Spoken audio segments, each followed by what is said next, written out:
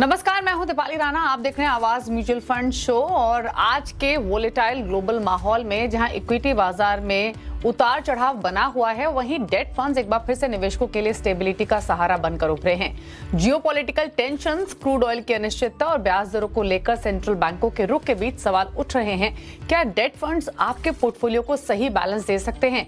इसी पर हमारा फोकस रहेगा, इसी पर करेंगे बातचीत। और हमारे साथ हैं एक्सिस एएमसी के fixed income head Devang Shah. Devang ji, नमस्कार, स्वागत है आपका।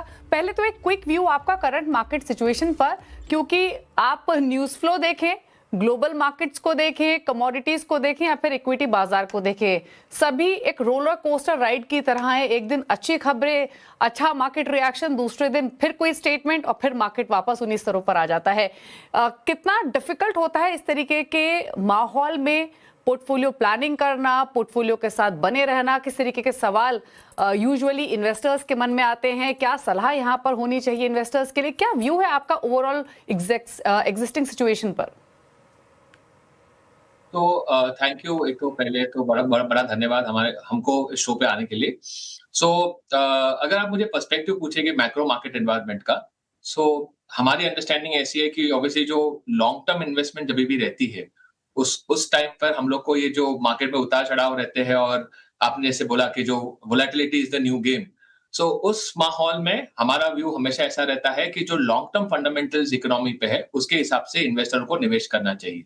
अगर मैं आज भी देखूं, और if I look across at various aspects, जैसे ग्रोथ, आपका इन्फ्लेशन साइकिल कैसे रहेगी क्रूड की वजह से, आपका करंट अकाउंट डेफिसिट और फिस्कल डेफिसिट, ये जो 4-5 वेरिएबल्स होते हैं जो देश की इकोनॉमिक स्ट्रेंथ कैसे रहेगी माहौल में, वो दर्शाते हैं। मुझे ऐसा लगता है कि अगर क्रूड 90 से $100 के बीच में भी रहता है, तभी भी ग्रोथ पे जो इम्पैक्ट है वो बहुत ज्यादा नहीं आएगा, बिकॉज अपनी इकोनॉमी काफी लोकल लिंक्ड है। Local economic factors, employment, banking sector, ये सारे सेक्टर्स काफी अच्छे करेंगे। सो हमारा पर्सपेक्टिव ऐसा है कि 85 टू $95 के बीच में एक तो पहले शायद थोड़े टाइम तक क्रूड रहेगा।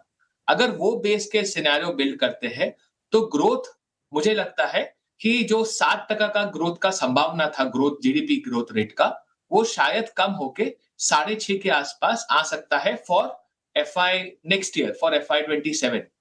सेकेंडली, इन्फ्लेशन, जो महंगाई की लोगों को चिंता होने शुरू हो जाती है जब क्रूड, स्पेसिफिकली द ऑयल का दाम बढ़ने लगता है।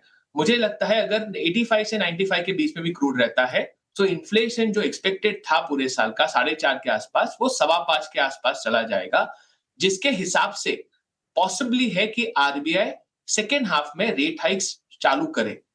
थर्ड, करंट अकाउंट डेफिसिट जो लास्ट बहुत सालों से अपने देश के लिए फेवरेबल रहा है, एफआई की सेलिंग रही है, लेकिन for some reasons economic growth plus अपने ट्रेड बैलेंस काफी स्टैटिक रहने की वजह से, क्रूड स्पेसिफिकली कम प्राइस रहने की वजह से, अपना करंट अकाउंट डेफिसिट काफी कम आ गया था, जो -1% पे हो गया था। वो मेरे हिसाब से 1% के बढ़ोतरी हो सकती है, और वो 2% ऑफ जीडीपी हो सकता है। तो थोड़ी एक्सटर्नल सेक्टर पे वल्नरेबिलिटी रह सकती है, रुपये में थोड़ा प्रेशर रह सकता है। रुपये ने ऑलरेडी थोड़ा डेमोन्स्ट्रेट किया है डेप्रिसिएशन, बट हमारा ओवरऑल पर्सपेक्टिव है कि अगर 85-95 के बीच में क्रूड सेटल होता है, जो हमारा बेस केस व्यू है, in the next 30 to 45 days, उसके हिसाब से मैक्रो इकोनॉमिक स्टोरी इंडिया में इंटैक्ट रहेगी। हो सकता है आरबीआई को सेकेंड हाफ में रेट हाइक करना पड़े, बट अगर दूसरी प्रोबेबिलिटी पैन आउट होती है, जो हमारा बेस केस व्यू नहीं है, कि जहां पे क्रूड वॉर कंटिन्यू होती है और क्रूड प्राइसेस 120, 130, $140 चले जाते हैं, उस टाइम पे हमें लगता है कि माहौल जो इन्वेस्टर्स का, स्पेसिफिकली इन्वेस्टर को क्या करना चाहिए, इन्वेस्टर्स को थोड़े टाइम के लिए रुककर, in near term they will get better opportunities to invest in every asset class।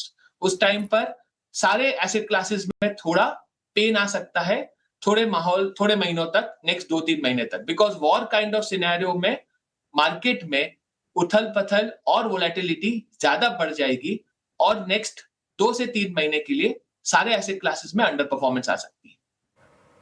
Okay, in fact जो पॉइंट्स यहाँ पर देवांग आपने मेंशन किए सभी बहुत रेलेवेंट और सभी बहुत इंपॉर्टेंट है। और इनफैक्ट यही मैं आपसे पूछना भी चाहती थी कि अगर क्रूड ऑयल की मूवमेंट बुल बियर केस में किस तरीके की रह सकती है और क्या लाइकली इंपैक्ट वो कर सकते हैं। बट हाँ, जिस तरीके के हालात ग्लोबल मार्केट्स में है, जो जियोपॉलिटिकल स्ट्रेस बना हुआ है, उसके बीच में कहीं ना कहीं एक कंफ्यूजन है, एक डर है और इंटरेस्ट रेट ट्रैजेक्टरी ऊपर की तरफ ही दिखाई दे रही है, जो कि अभी देवांग ने जिक्र भी किया। अच्छा, एक चीज और बताइए देवांग, अगर हम across all asset class performance देखें तो डेट फंड एक ऐसी कैटेगरी रही है, बॉन्ड यील्ड्स की मूवमेंट अगर हम देखें तो काफी स्टेबल रही है। आमतौर पे ऐसा कहा भी जाता है कि जब कंफ्यूजन हो, जहां डर का माहौल हो, तो कंपैरेटिवली वो एसेट क्लासेस जो कि बेटर परफॉर्म करते हुए दिखाई देती है। क्या व्यू है आपका करंट मार्केट में डेट फंड्स को लेकर, बॉन्ड यील्ड्स को लेकर, या फिर ओवरऑल पोर्टफोलियो एलोकेशन में कितना एक्सपोजर करंट सिनेरियो में रखना चाहिए? दीपाली, आपने 3-4 क्वेश्चन पूछे इसमें स्पेसिफिकली। एक तो एसेट एलोकेशन इन्वेस्टर कैसा रहना चाहिए, दूसरा पर्सपेक्टिव है कि डेट के पर्सपेक्टिव से हमारा व्यू क्या है गोइंग अहेड, और कौन सी कैटेगरी ऑफ फंड्स में डेट में निवेश करना चाहिए। पहला पर्सपेक्टिव एसेट एलोकेशन के हिसाब से, in kind of such volatile environment, जब भी मार्केट में वोलेटिलिटी काफी बढ़ जाती है, मेरे हिसाब से अगर आप लास्ट 12-18 महीने से देखेंगे तो volatility has been there across all markets. पहले टैरिफ के वजह से, उसके पहले रशिया यूक्रेन क्राइसिस, बीच में कमोडिटीज ने काफी अच्छा प्ले दिखाया था बिकॉज पब्लिक का मार्केट का वरी हो गया था कि यूएस डेट जो एक बड़ा प्रॉब्लम है वो कब जाके बर्स्ट करेगा। उसके बीच में AI oriented sell off market में हुआ है। हमारा पर्सपेक्टिव ऐसा है कि volatility is the new game. In this perspective मुझे लगता है एक डिसिप्लिन एसेट एलोकेशन इन्वेस्टर को हमेशा रखना चाहिए, जहां पे उसका थोड़ा allocation to a certain, depending on their age, depending on their income earning ability, क्योंकि कैसी उम्र है, क्या इनकम अर्निंग एबिलिटी है, उसके हिसाब से एक डिसिप्लिन एसेट एलोकेशन हमेशा फॉलो करना चाहिए। आज के माहौल में जहां वोलेटिलिटी बहुत ज्यादा दिख रही है, हमें लगता है कि डेट का एलोकेशन अच्छा होना चाहिए to the tune of around, depending again age criteria and income levels, but 20 से 35% डेट का एलोकेशन इस माहौल में डेट फंड्स में इन्वेस्टर को रखना चाहिए। नाउ, कौन सी कैटेगरी इन्वेस्टर को निवेश करनी चाहिए इस माहौल में जहां पे क्रूड प्राइसेस बढ़ रही है और आरबीआई, हो सकता है कि अगर क्रूड प्राइसेस $100 के ऊपर रहे तो आरबीआई रेट हाइक्स चालू कर सकते हैं। माहौल में ग्लोबल सेंट्रल बैंकर्स भी अगर आप देखेंगे तो उनकी रेट कट साइकिल हो चुकी है और वो भी डायरेक्शनली अभी बता रहे हैं या तो रेट्स यही रहेंगे या रेट्स ऊपर जाएंगे। उस माहौल में इन्वेस्टर्स को फिक्स्ड इनकम फंड्स में क्या करना चाहिए? मुझे ऐसा लगता है कि जो short end of the curve रहता है, जो 1 से 3 साल ड्यूरेशन फंड्स रहते हैं, जैसे मनी मार्केट फंड्स जैसे रहते हैं जो 1 साल के अंदर का ड्यूरेशन रहता है, सिमिलरली शॉर्ट टर्म फंड्स जो रहते हैं, कॉर्पोरेट डेट फंड्स रहते हैं जो 2-3 साल के ड्यूरेशन में इन्वेस्ट किया जाता है, उनकी यील्ड्स काफी अच्छी है आज निवेश करने के लिए। 1 साल से 3 साल के corporate bond triple A 7.5+ yield market में दे रहे हैं। हमारा व्यू ऐसा है कि short end of the curve या एकदम शॉर्ट ड्यूरेशन फंड्स में इन्वेस्टर्स को निवेश करना चाहिए इस माहौल में। Point taken. और यहाँ पर आपकी स्ट्रैटेजी एग्जैक्टली पोर्टफोलियो एलोकेशन के हिसाब से डेट फंड्स में किस तरीके की हो सकती है, क्या अप्रोच आपको लेकर चलनी है, या फिर क्या आउटलुक यहाँ से बन रहा है, हर पर्सपेक्टिव से यहाँ पर देवांग ने अपनी राय दी। थैंक यू मिस्टर शाह आने के लिए शो में और अपने व्यूज देने के लिए, मार्केट्स के साथ साथ डेट फंड्स पर भी और डेट मार्केट पर भी। Thank you so much. और इसी के साथ वक्त हो गया एक ब्रेक का। ब्रेक के बाद आपका स्वागत है। आप देख रहे हैं आवाज म्यूचुअल फंड शो और अब हम फोकस करेंगे हाइब्रिड फंड्स पर और फोकस फंड्स पर, क्योंकि दोनों ही कैटेगरीज में हमने देखा है कि इन्वेस्टर्स का रुझान तेजी से बढ़ता हुआ दिखाई दिया है। लेकिन सवाल यह है कि आपके पोर्टफोलियो के लिए कौन सा ज्यादा बेटर है। हाइब्रिड फंड्स जहां इक्विटी और डेट का संतुलन देते हैं, वहीं फोकस फंड्स कम स्टॉक्स में हाई कन्विक्शन के साथ बेटर रिटर्न की कोशिश करते हैं। दोनों फंड्स क्या हैं, किन निवेशकों के लिए बेहतर हैं, इसको समझते हैं। हमारे साथ है आनंद राठी वेल्थ के ज्वाइंट सीईओ फिरोज अजीज। फिरोज जी नमस्कार, स्वागत है आपका। तो इनफैक्ट सबसे पहले तो ये समझना चाहेंगे कि करंट मार्केट सिनेरियो में इन्वेस्टर की स्ट्रैटेजी हाइब्रिड फंड्स को लेकर क्या होनी चाहिए, प्लस क्योंकि आपने काफी सारे मार्केट्स देखे हैं, मार्केट साइकिल्स देखी हैं, क्या एक्सपीरियंस आपका रहा है कि जब मार्केट्स में गिरावट हो, एप्रीहेंशंस हो, कंफ्यूजन हो, तो प्योर इक्विटी फंड्स के मुकाबले हाइब्रिड फंड्स कैसा परफॉर्म करते हैं? दीपाली जी नमस्कार। मेरे हिसाब से ये दोनों जो कैटेगरी आपने बताई वो diametrically opposite kind of investors के लिए है। एक रिटेल के लिए बहुत इंपॉर्टेंट है, एक अल्ट्रा एचएनआई के लिए बहुत इंपॉर्टेंट है। ये जो हाइब्रिड कैटेगरी आपने बोली वो ऑफ कोर्स एक रिटेल निवेशक के लिए इसलिए महत्वपूर्ण है क्योंकि उसमें बहुत सारे एसेट्स हो सकते हैं। 7 किस्म के हाइब्रिड फंड्स हैं, ये जानना जरूरी है। एक है conservative balanced fund hybrid fund, balanced hybrid fund, aggressive hybrid fund, balanced advantage fund, multi asset fund, arbitrage fund, equity saving scheme.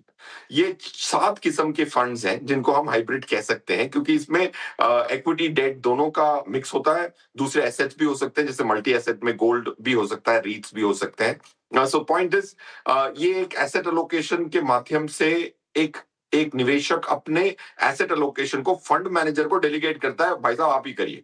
वरना एक बड़ा आदमी जो होता है, एचएनआई होता है, उसको अपने एसेट एलोकेशन पे ज्यादा पकड़ की जरूरत पड़ती है, तो इन फंडों की कम जरूरत पड़ती है। यही मेरा मानना है। कमिंग टू योर क्वेश्चन, ऐसे वातावरण में कौन से फंड्स अच्छा करते हैं? ऑफ कोर्स ये रिस्क के वातावरण में प्योर इक्विटी से मुकाबले ये थोड़ा कम गिरते हैं क्योंकि इसमें डेट की मात्रा होती है। बट जाहिर सी बात है लॉन्ग टर्म में इनकी परफॉर्मेंस इक्विटी फंड से कम आती है, बिकॉज इक्विटी में आप अगर वॉलेटिलिटी को वेदर कर लेते हैं, ऐसे मौके आते हैं हर 3-4 सालों में, ऐसे वॉर युद्ध कोई ना कोई बहाने से मार्केट गिरती है बाई वर्कम, अगर उसको संभाल लेते हैं तो equity funds deliver better in the long term.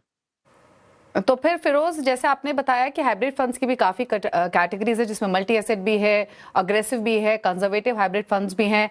Current market scenario में कौन सी कैटेगरी वेल सूटेड हो सकती है इन्वेस्टर्स के लिए, या फिर अगेन ये डिपेंड करेगा कि आपका रिस्क टेकिंग एपेटाइट कितना है, होराइजन कितना है? प्लस जब प्रोलॉन्ग बियर मार्केट होता है तब किस तरीके का डाउनसाइड प्रोटेक्शन ये फंड्स ऑफर करते हैं?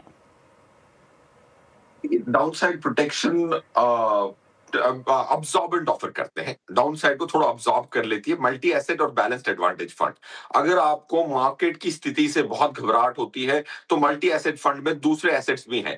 माना इस बार मैंने बोला तो था ही, बट इस बार ये डिवर्सिफिकेशन की जो गोल्डन रूल है वो भी नहीं चली। गोल्ड में भी दिक्कत है, डेट की यील्ड्स भी बढ़ रही हैं और इक्विटी भी गिरी हुई है, रीट्स का भी हाल बुरा ही है। सो पॉइंट ये कह रहा हूं कि मल्टी एसेट की जो डिवर्सिफिकेशन थी इस बार नहीं चली है, हमेशा से चलती आ रही थी। तो multi asset funds and balanced advantage fund, अगर आपको अनश्योर हैं, आप नए निवेशक हैं, आपको 15% की मार्केट गिरावट से भी बहुत हलचल हो जाती है, आपके जज्बात आप काबू में रख सकते हैं, तो these are the 2 categories prescribed just for you. और फिरोज, एक सवाल और हाइब्रिड फंड्स पर, वो ये कि फिलहाल इन्वेस्टर्स को क्या सलाह, अगर हाइब्रिड फंड्स में एक्सपोजर ले रहे हैं, लमसम लगाना सही रहेगा या फिर still SIP would be a better approach? Plus overall portfolio का कितना परसेंटेज एलोकेशन हाइब्रिड फंड्स में रखना चाहिए? मेरे हिसाब से एसआईपी तो करनी ही चाहिए। देखिए, एसआईपी उस पैसे के लिए होती है जो आगे कमाने वाले हो। जो कमा चुके हो उसको अब लमसम नहीं डालोगे तो कब डालोगे? पहले तो ही आज मार्केट ऑलमोस्ट 1.5 साल से कोई रिटर्न नहीं आई है, मार्केट 12-13% पीक से कम है, 26,300 से आज 23,000 की लेवल है, तो ऑलमोस्ट 3,200 पॉइंट कितने होते हैं? 15% होते हैं। 15% की करेक्शन मिल गई, 1.5 साल मुफ्त में टाइम पास किया, मार्केट ने कुछ परफॉर्मेंस नहीं दिया, अर्निंग्स बढ़ी है, 18-19% निफ्टी की अर्निंग्स बढ़ी है इस दौर में। अब इसमें से क्या मार्केट 5-7% और गिर सकती है? जरूर गिर सकती है, मार्केट हर साल 15% गिरती है, 26 सालों का डेटा कहता है। अब आपको लमसम ही लगाना चाहिए और 5-7% की और गिरावट की उम्मीद करनी चाहिए at maximum. And specially multi asset और बैलेंस एडवांटेज खरीद रहे हैं तो उसमें तो टाइमिंग का बिल्कुल दरकार नहीं है आपको। So you should go lump sum, and जो आपके फ्यूचर पैसे हैं वो तो आज डाल ही नहीं सकते क्योंकि आपकी जेब में नहीं है, तो SIP is for your future cash flows and SIPs are for your future cash flows and lump sum for your existing bank account में जो पैसे हैं उसको तो lump sum ही डालें। ओके, तो ये बात हुई हाइब्रिड फंड्स की। अब चर्चा फोकस फंड्स की भी कर लेते हैं। और जैसे फिरोज जी आपने भी कहा शुरुआत में कि फोकस फंड्स कंप्लीटली डिफरेंट होते हैं हाइब्रिड फंड से, और एज नेम इंडिकेट यहाँ कुछ लिमिटेड स्टॉक्स पर फोकस रहता है। तो पहले तो समझना चाहेंगे कि फोकस्ड फंड्स होते क्या हैं, प्लस कंसीडरिंग कि इनका फोकस कुछ लिमिटेड नंबर ऑफ स्टॉक्स पर ही रहता है, क्या ये जिस तरीके के वॉलेटाइल कंडीशन बनी हुई हैं, क्या ये रिस्कियर इन्वेस्टमेंट हो सकती है?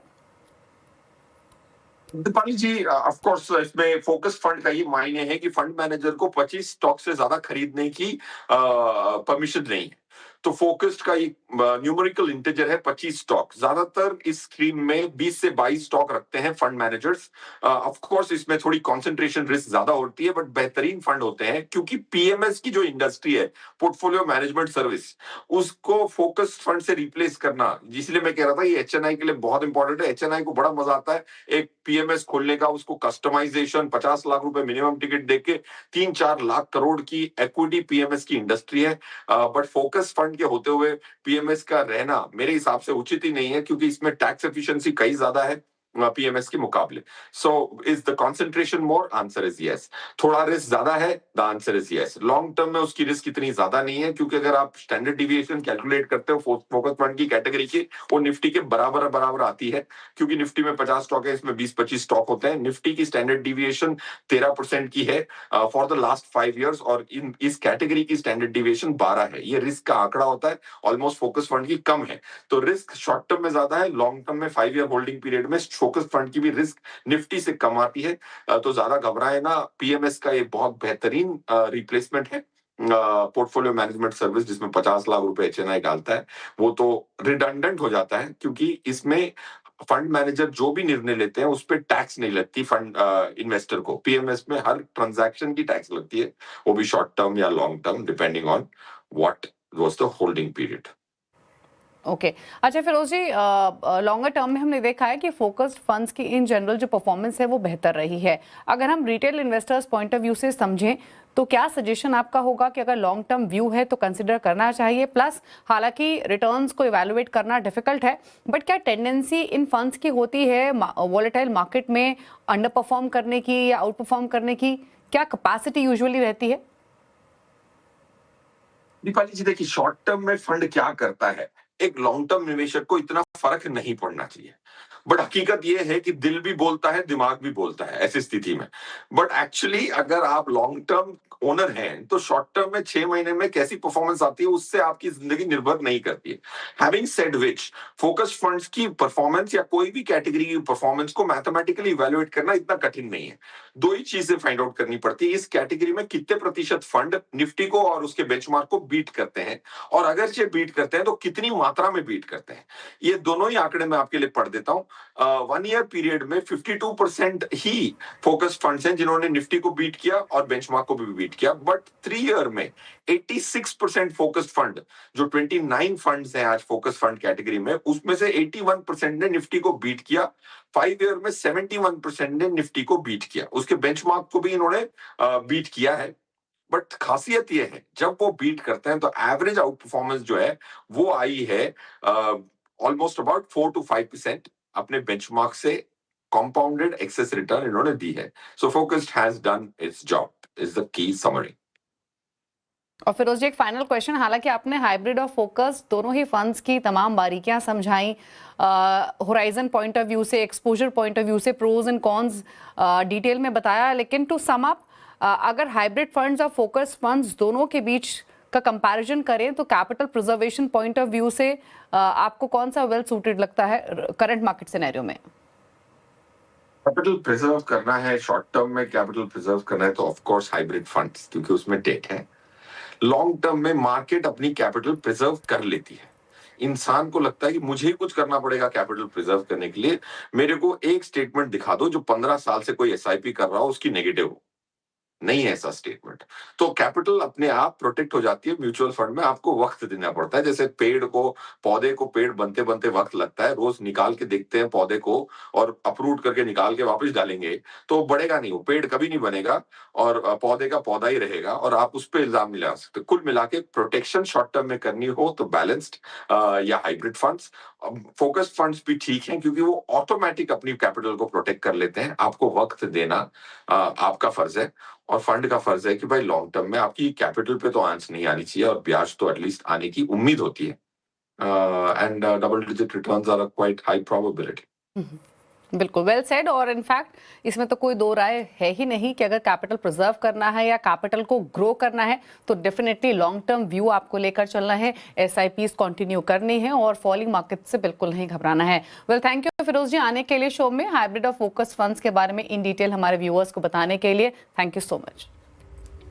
और इसी के साथ आवाज म्यूचुअल फंड शो में तो इतना ही। ब्रेक के उस पार भी खबरें जारी है CNBC आवाज पर। नमस्कार।